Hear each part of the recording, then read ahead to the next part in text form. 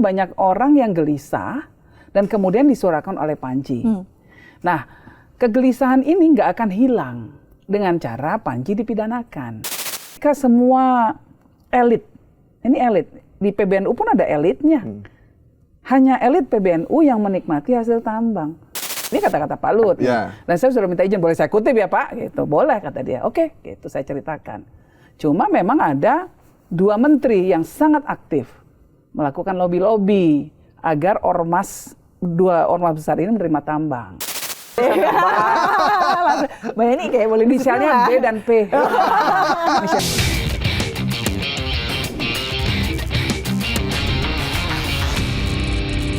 Kita udah bisa tanya Mbak Yeni soal mensrea. Lagi happening banget ya, lagi rame banget nih. Ini lagi trending, bahkan di Netflix tuh nomor 1, Mbak. Nomor 1. Itu satu. Fakta berikutnya, ternyata kan banyak orang yang nggak tahu bahwa mensrea itu sudah di tapping ya. Dilakukannya Agustus ketika lagi demo. Lagi aksi. Oh, konteksnya seperti itu waktu itu ya. Lagi demo tuh. Maksudnya acara itu pas lagi demo. 10.000 orang datang dengan mencekam karena suasana Jakarta waktu itu. Bayar ya? Bayar 1 juta, Mbak. Bahkan yang di depan tuh bisa 5 juta. Orang mau membayar. Mau membayar 10.000 hanya dengerin orang ngomong, Mbak. Kalau partai kan ngumpulin segitu susah, mesti partai justru harus bayar. Ini dibayar. Demo ini dibayar. Sudah nasi bungkus. Tapi ini banyak anak muda ya.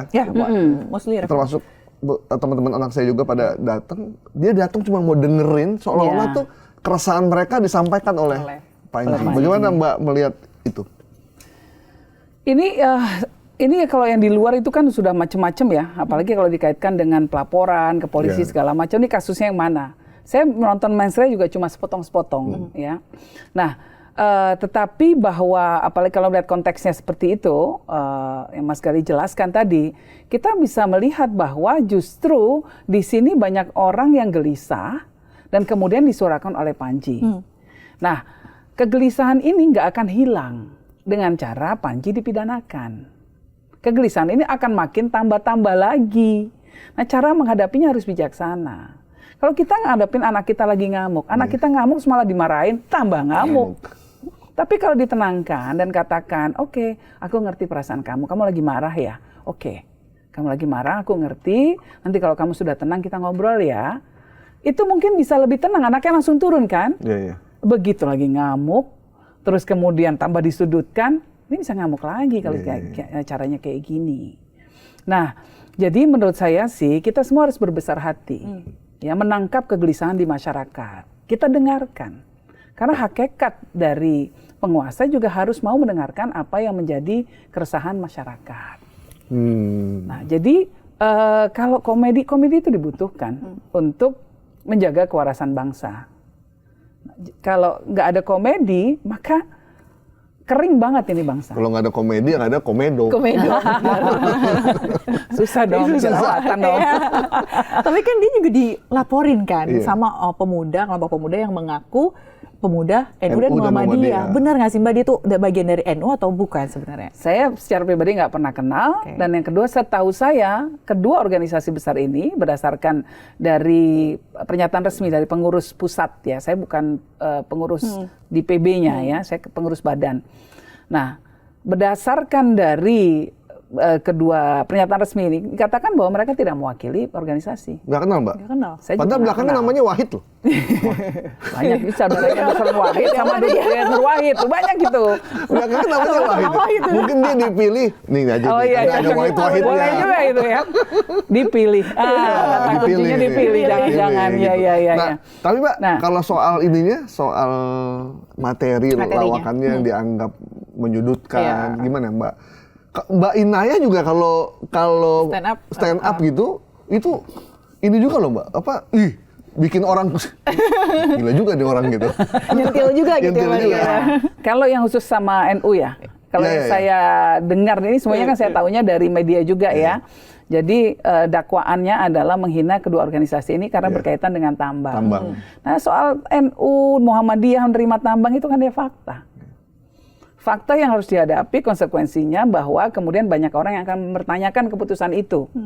Saya sendiri pun mempertanyakan. Saya sendiri pun bahkan pidato. Gitu. Apakah ini dianggap menghina? Iya kan? Kalau Mbak Yeni malah ngomongnya lebih ini lagi ya, lebih terang, lebih terang lagi. Lebih terang gitu ngomongnya. Lebih terang lagi tuh. Lebih terang dan pakai dalil pula gitu kan. Nah, jadi artinya bahwa kalau saya pribadi memang berpendapat bahwa ormas agama terutama tugasnya itu adalah mewakili suara hati masyarakat, menjaga etika dan moral di masyarakat, menjadi partner pemerintah, mendampingi bahkan juga mengkritisi pemerintah. Tapi intinya berjuang untuk kepentingan masyarakat banyak.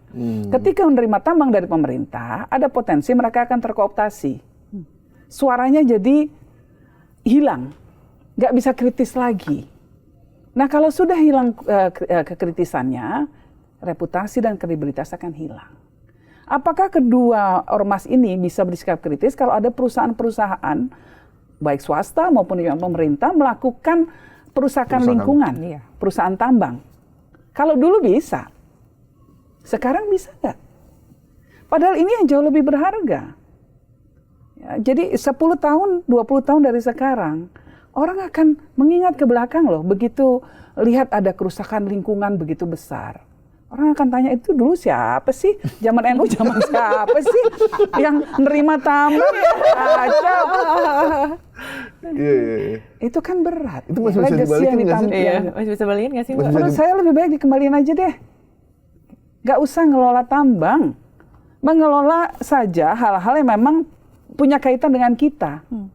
Banyak kok.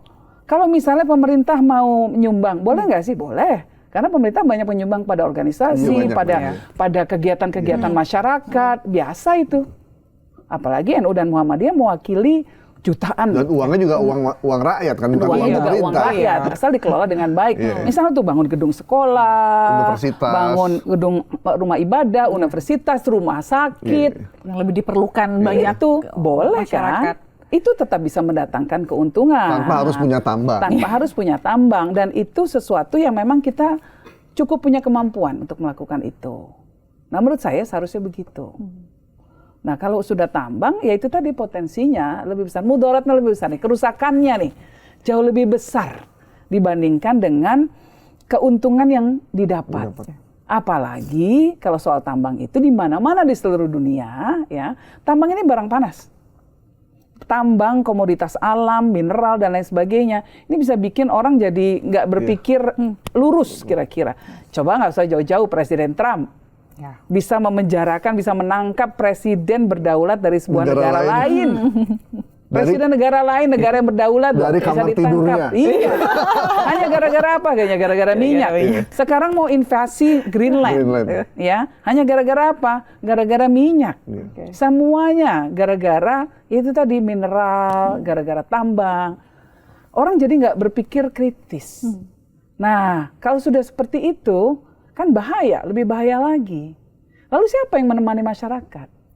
Ketika semua elit, ini elit, di PBNU pun ada elitnya. Hanya elit PBNU yang menikmati hasil tambang. Sementara umat PBNU-nya ya tetap aja melarat. Kan susah kalau kayak begini caranya. Elit Mas Goib yang nikmati. Nah, udah begitu PBNU-nya melarat. Udah begitu berantem pula. Jadi kita ini mendoktrin umat agar tahan ya melakukan segala macam ritual-ritual agama agar tahan, agar menjauhi panasnya api neraka. Tapi ini malah mendekati panasnya tambang, bakar sudah. Panasnya batu bara. Lebih indah daripada panasnya neraka. Terbakar sudah jadinya. Mbak, kalau begini caranya.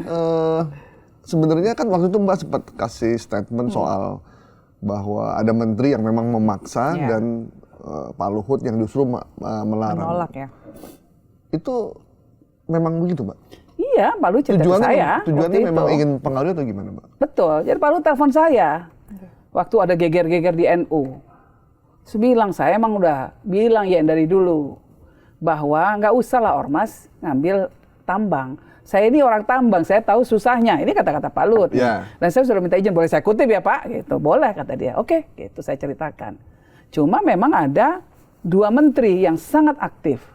Melakukan lobby-lobby agar 2 ormas besar ini menerima tambang. Kenapa ditengarai? Karena ada motif-motif lain, yaitu mau bagi-bagi tambang juga ke ormas-ormas lain, atau mungkin ada ormas-ormas yang akan dibentuk yang mungkin berafiliasi dengan dirinya, kita nggak tahu. Ormas sayap atau ormas baru yang akan dibentuk. Gitu. Jadi nanti akan ada bagi-bagi ke semua lah.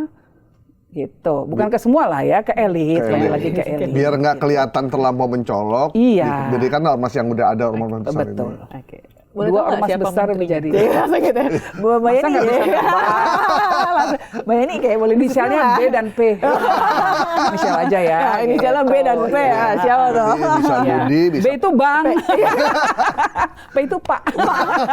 Bener juga sih. Bener juga B. Karena memang muda dan tua ya. Gitu. Aduh, Mbak, tapi sebenarnya kan tambang ini kan memang butuh profesional lah yang harus menjalankan. Sementara di ormas itu kan nggak ada profesionalnya ya. Pasti nanti akan diserahkan juga ke orang yang profesional. Nanti kita nggak tahu bagaimana nanti prosesnya. Dan nanti kalau tambang itu bermasalah, kemudian masyarakat marah, kecewa, akhirnya kan ormas itu berseberangan sama masyarakat. Yang harusnya mereka merangkul dan melindungi masyarakat. Dan tambang itu ya itu tadi, kembalinya hanya menguntungkan elit.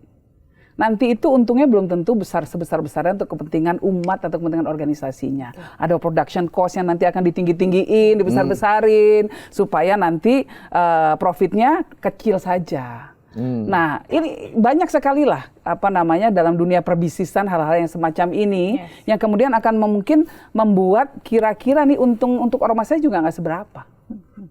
Nah, jadi kalau sudah berhadapan dengan situasi seperti itu, buat apa sih?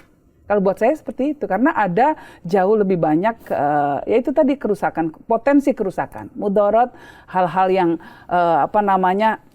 yang seharusnya, potensi kerusakan lagi, potensi kerusakan, hal-hal yang negatif yang akan tercipta dibandingkan dengan hal positif. Apalagi kalau positifnya cuma nguntungin itu tadi segelintir elit, yang sekarang sudah berantem sendiri. Iya. Belum jalan udah berantem sendiri. Gimana nanti jalan? Gimana nanti kalau udah jalan? Nah, Mbak, ini karena kita undang Mbak Yeni, putrinya Gus Dur yang dulu ketua PBNU, maka kita minta pendapatnya dengan situasi PBNU yang sekarang.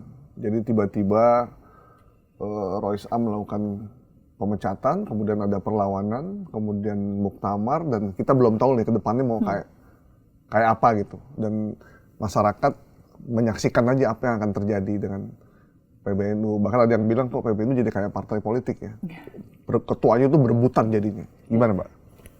Ya, saya rasa saya merefleksikan suara hati banyak sekali Nahdien di seluruh Indonesia yang merasa sedih dengan apa yang terjadi sekarang. Yang terjadi sekarang ini nggak lucu. Yang terjadi sekarang ini tragis sekali. Agak lain gitu ya? Ya, ini tragis. Ya. Jadi kita melihat akrobatnya para elit NU yang berebutan posisi, berebutan ya itu tadi hal di belakangnya, salah satunya soal tambang, ketidakcocokannya. Ini berkaitan dengan hal-hal yang sifatnya duniawi. Buat kita, saya sedih sekali. Padahal tantangan yang dihadapi oleh Indonesia dan warga NU yang juga salah satu mayoritas warga Indonesia bukan mayoritas ya di kalangan umat Islam terbesar di kalangan umat Islam di Indonesia, itu kan besar sekali. Kemiskinan masih sangat tinggi, tingkat pendidikan juga masih belum baik, kesehatan yang masih rendah, akses untuk bahkan banyak yang akses untuk air bersih saja belum dapat, listrik, stunting, banyak sekali persoalan-persoalan di Indonesia. Gini koefisiennya masih besar sekali. Artinya ketimpangan antara yang kaya dan yang miskin ini masih mengangannya makin lebar. Kelas menengahnya makin turun. Orang banyak di PHK. Ini yang harus kita pikirkan sebetulnya. Nah, energi kita harusnya fokus ke sini nih.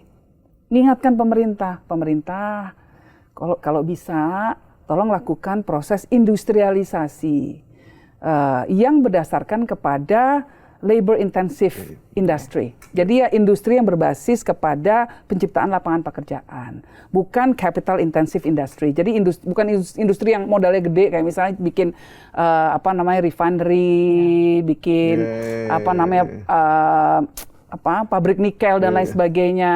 Nanti di dalamnya diisi robot. Misalnya nih ya contohnya ya. Robotnya dari luar lagi. Robotnya dari luar pula, banyak mesinnya. Yang kerja di situ sedikit ya. Yang kita butuhkan ini adalah industri-industri yang bisa menyerap lapangan pekerjaan sebanyak-banyak. Industri padat karya. Ini contoh-contohnya nih, ya kan? Lalu kemudian pemerintah tolong dong urusan pajak, urusan cukai, urusan macam-macam diberesin dong. Karena kalau sampai ada pabrik tutup, maka ribuan orang kehilangan lapangan pekerjaan. Pemerintah tolong dong tertibkan pungli-pungli yang ada di industri. Ya. Kemudian backing ormas yang ngompas-ngompas dan lain sebagainya. Pemerintah tolong dong benahi infrastruktur. Ini harusnya ormas kan melakukan exercise intelektual yang semacam ini. Kemudian minta kepada pemerintah fokus pada hal-hal yang bisa menciptakan lapangan pekerjaan, menciptakan kesejahteraan, dan lain sebagainya.